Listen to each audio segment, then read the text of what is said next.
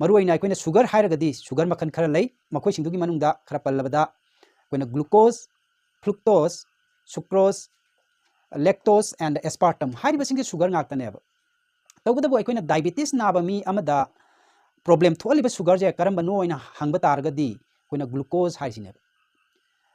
तौबदबो मतंग सिदा अखोइना खंगमिनगदबसे अखोइना थुंबगी वाफम लाक्तारगदी ngसागी ग्लूकोज सिदगी अइना ngसागी फ्रुक्टोज हाइदो अदुन हेना थुमेबा थुंबगी चांगजी माने याम हेलेबा तौबदबो हाइबा फ्रुक्टोज सिदी अखोइना डायबिटीज नाबदा मसिनदी अकाइबा पीदेबा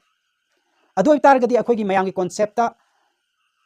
अथुंब खुदिंगमक डायबिटीज लेबा मीना चाबा यादे हाइबगी कॉन्सेप्ट से मसिमदी थादोक फगनी सिने मयांदा हाइजनिंगिसि मरमदी करिगिनो कांदा ngसागी फ्रुक्टोज सिना ग्लूकोज दगी हेना थुम्मी अदुबु ngसागी फ्रुक्टोज सिदी अखोइगी सुगर दु हाइदी ग्लूकोज दु मैनेज तौबदा मेंटेन तौबदा मांगना मतेंग पांगिने